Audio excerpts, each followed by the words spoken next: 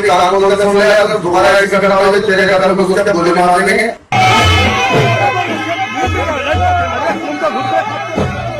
पिछले 24 घंटे में 2 खबरें ऐसी आई जिसने देश भर को चौंका दिया। देश की संसद में, लोकसभा में नेता प्रतिपक्ष राहुल गांधी को घर में घुसकर गोली मारने वाली अभी जो आपने वीडियो देखी, ये कोई सामान्य बात नहीं है। इस देश में कांग्रेस ने आरोप लगा दिया है कि नए गोडसे पैदा किए जा रहे हैं। ये देश के लिए सामान्य है क्या? क्या विपक्षी दल के नेताओं को इस तरह से हैंडल करेगी बीजेपी? क्योंकि जिस व्यक्ति ने खुलेआम धमकी दी है उसका भाजपा से गहरा नाता है। वहीं दूसरी खबर इस बात के लिए चौंका देगी कि भाजपा में अगर कोई दलित पिछड़ा मुख्यमंत्री भी है तो शव यात्रा निकलेगी। मैं बात कर रहा हूं मध्य प्रदेश के मुख्यमंत्री मोहन यादव की, जिनकी भाजपा के लोगों ने ही शव यात्रा निकाल दी। अब आप क्या करेंगे? और भाजपा अपने मुख्यमंत्री का बचाव करने के लिए एक प्रेस कॉन्फ्रेंस नहीं कर पा रही, एक बयान नहीं दे पा रही। क्या भारतीय जनता पार्टी के दलित पिछड़े ऐसी ही हैसियत में रहेंगे जैसा मोहन यादव के साथ हो रहा है? इन दोनों खबरों को विस्तार से जानना जरूरी है। सबसे पहले फिर से इस वीडियो को देखिए जो बहुत दिक्कत तलब है। इसका छोटा सा टुकड़ा हम दिखा रहे हैं। ये बहुत खराब वीडियो है, हिंसक है, नफरती है। लेकिन इतनी हिंसा और नफरत इस देश में भरी किसने?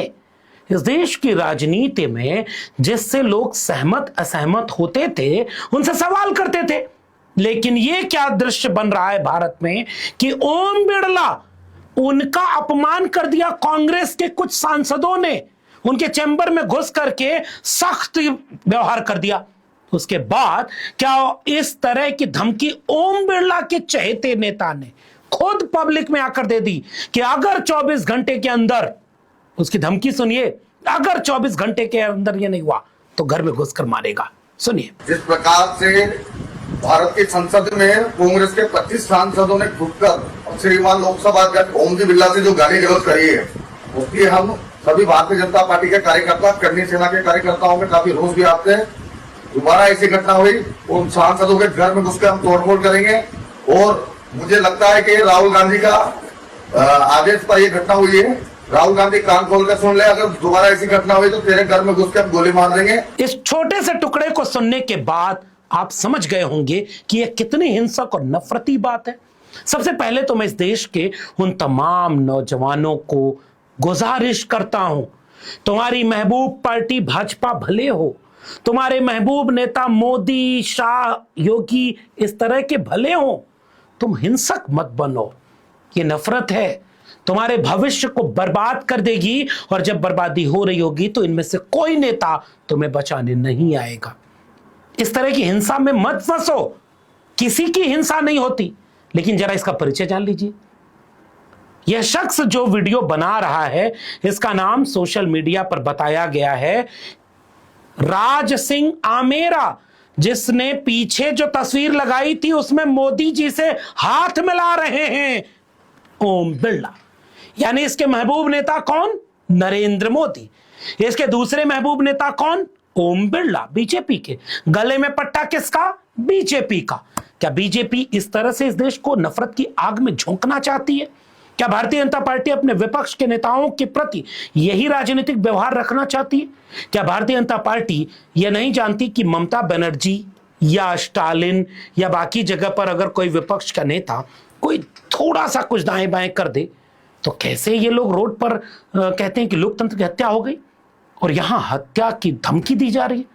इसी बात की गंभीरता को अगर आप नहीं समझेंगे तो कैसे समझेंगे कि भाजपा ने इस देश की राजनीति को इतने रसातल में पहुंचा दिया कि राहुल गांधी के निजी अपमान, अखिलेश यादव के निजी अपमान, तेजस्वी से लेकर हेमंत सोरेन, ममता बनर्जी से लेकर अरविंद केजरीवाल, स्टालिन से लेकर के विपक्ष के तमाम नेताओं के चरित्र हनन, और उसमें भी अगर कोई दलित पिछड़ा है तो उसको किस हद तक ये नफरत, हिकारत और अपमान से देखते हैं। ये नया चरित्र बीजेपी ने पैदा कर दिया। क्या भारतीय जनता पार्टी अब इस तरह से घर में घुसकर गोली मरवाने की बात करेगी? अभी जब मैं वीडियो शूट कर रहा हूं तब यह खबर आ रही है कि उस आरोपी को गिरफ्तार किया गया, लेकिन उस मनस्थिति को और ऐसी मानसिकता को पैदा करने वालों को कब गिरफ्तार कर पाओगे जो ऐसे नौजवानों को पैदा कर रहे हैं? कभी कोई मजहब और धर्म के नाम पर हिंसा कर रहा है और कभी कोई राजनीति के नाम पर अब हिंसा की बात कर रहा है। यह मानसिकता भरी किसने? यह देश को इस दिशा में ले कौन जा रहा है? जरा सोच कर देखिएगा कि यह लोकतंत्र के लिए कितना शुभ है। आप अखिलेश यादव विपक्ष के नेता हैं, एक बार अखिलेश यादव कोई ट्वीट कोई पोस्ट करते हैं, जरा नीचे पढ़ लीजिए कमेंट। कितनी नफरत भाजपा वालों ने भर दी है, कितनी नफरत ये विपक्ष के नेताओं से कराते हैं। और राहुल गांधी, अखिलेश यादव ऐसे नेताओं पर तो इन्होंने करोड़ों रुपए खर्च किए इनकी इमेज को खराब करने के लिए, फिर भी इन्होंने बैसाखी पर ला दिया बीजेपी को, और अब वो इस तरह की हिंसा का इस्तेमाल करेंगे। यह बहुत अशोभनीय है। सुनिए कांग्रेस पार्टी ने इस पर गहरी आपत्ति जताते हुए क्या कहा। मैं पूछना चाहती हूं ओम बिरला जी से, ये लफंगा जो अपने आप को करणी सेना का बता रहा है, ये अपने आप को आपका समर्थक बताता है। आपको इस वीडियो पर कोई आपत्ति नहीं है? इस सरकार के गृह मंत्री क्या कर रहे हैं? खुलेआम सांसदों को, नेता प्रतिपक्ष को गोली से मार देने की धमकी एक सिरफिरा लफंगा बैठकर दे रहा है, और सुई टपक सन्नाटा है सत्ता में। सत्ता की चुप्पी पर सवाल उठना चाहिए। और मैं आज जानना चाहती हूं, आप में से कुछ मेन स्ट्रीम मीडिया के साथी यहां बैठे हैं, कितने शोज आज होंगे, कितने डिबेट्स आज होंगे इस भाषा पर, सरकार की चुप्पी पर, सरकार की कोई कार्रवाई ना करने पर। और मैं फिर से कह रहा हूं कि यही नेता विपक्ष के जो SC ST OBC हैं, उनकी हालत क्या है? भाजपा ने नफरत भर दी है। और तो और छोड़िए, भाजपा में भी कोई SC ST OBC नेता है तो उसके लिए मोहन यादव एक सैंपल है। पहले यह वीडियो देखिए कि भारतीय जनता पार्टी के मुख्यमंत्री मध्य प्रदेश के मोहन यादव की अर्थी चल रही है और उनके मुर्दाबाद के नारे लग रहे हैं। अब आपने जो वीडियो देखी, ये कौन लोग हैं? ये लोग वो लोग हैं जिनकी महबूब पार्टी कांग्रेस नहीं है। ये लोग जो मोहन यादव की अर्थी निकाल रहे हैं, इनके महबूब पार्टी समाजवादी पार्टी नहीं है, इनकी महबूब पार्टी भारतीय जनता पार्टी है। ये RSS के पसंदीदा लोग हैं। 99% ये उनके आदमी हैं। और आज ये मोहन यादव की अर्थी क्यों निकाल रहे हैं पता है?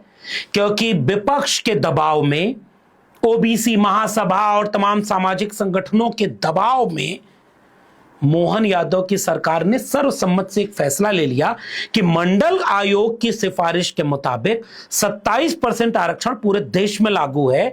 मध्य प्रदेश में क्यों लागू नहीं है, जिसमें कांग्रेस और भाजपा दोनों शामिल थे।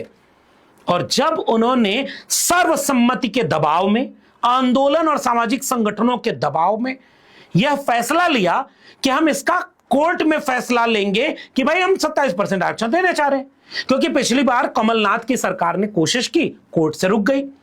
बीजेपी ने चाहा कि मोहन यादव को जिस एजेंडे के तहत उन्होंने मुख्यमंत्री बनाया, एजेंडा कोट अनकोट, कि यूपी और बिहार के यादव जो RSS और बीजेपी के खिलाफ खड़े हैं बहुतायत, उनमें एक मैसेज जाए कि बीजेपी आपके व्यक्ति को कहां पहुंचा रही है। पिछले दिनों गाली पड़ी मोहन यादव को। UGC वाली बिल के समय तो मोहन यादव वापस जाओ, वापस जाके भैंस चराओ, ये नारा लगा। जरा देखिए।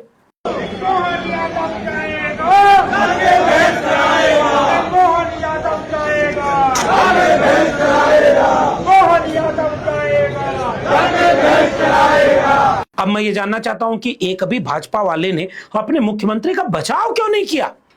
अरे भाई, उनके मुख्यमंत्री हिंदू हैं, उनके मुख्यमंत्री RSS के हैं, उनके मुख्यमंत्री यादव हैं क्या? नहीं, वो हिंदू हैं, क्योंकि जाति में तो RSS और बीजेपी देखती नहीं। और मोहन यादव को भैंस चराने की अपमानजनक गालियां दी जा रही थी। भाजपा वालों ने एक प्रेस कॉन्फ्रेंस नहीं की। क्यों है भाजपा ने अपने मुख्यमंत्री को बचाया नहीं? भाजपा ने अपने मुख्यमंत्री को क्यों नहीं बचाया जब ये शव यात्रा निकाली जा रही है? ये सवाल तो लोग पूछेंगे।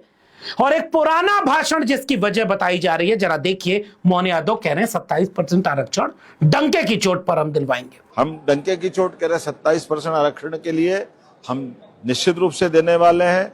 और हमारे कई विभागों के अंदर जहां स्टे नहीं था, हमने 27% ऑलरेडी आरक्षण दे दिया है। अब इसके पीछे का खेल समझिए।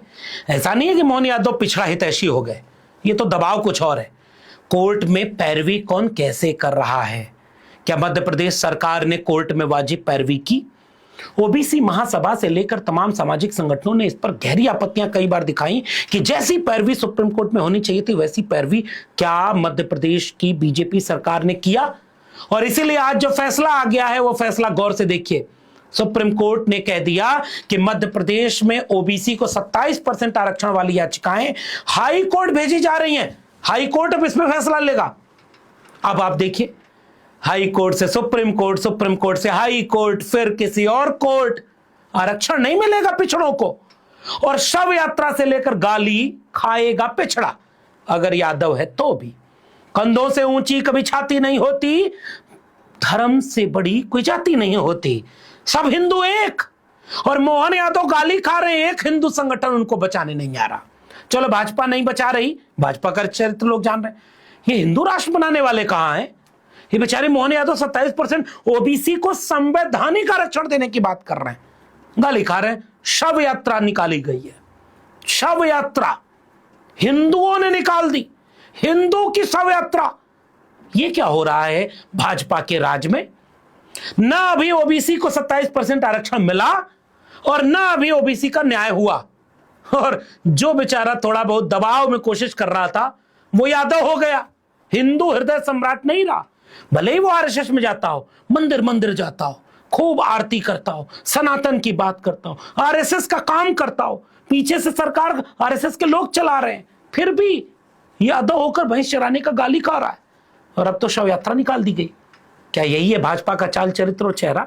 क्या यही है आरएसएस का हिंदुत्व? यह बात देश के एससी एसटी ओबीसी समझेंगे, पता नहीं कब। आपको क्या लगता है कि मोहन यादव क्या है बीजेपी के लिए? और अंततः भाजपा के राज में न तो 27% आरक्षण मिलना है और न कोई ओबीसी एससी एसटी को न्याय मिलना है। उदाहरण के लिए यूजीसी का मामला समझ लीजिएगा। भाजपा तराजू लेकर सियासत में पैंतरेबाजी करती है। वोट लेना होता है तो कुल्हाड़ी में बेंट लगा करके लकड़ी को कहती है जंगल के कि देखो तुम्हारी कुल्हाड़ी में बेंट तुम्हारे बीच की है, तुम्हारी जाति की है, वोट दे देना। और वोट लेने के बाद यही करती है। पूछना उत्तर प्रदेश में योगी आदित्यनाथ की सरकार में कोर्ट में जाने दर्जनों बार पैरवी हुई, योगी आदित्यनाथ का वकील ही नहीं जा रहा है 69,000 शिक्षक भर्ती मामले में। यह भाजपा एससी एसटी ओबीसी का हितैषी है?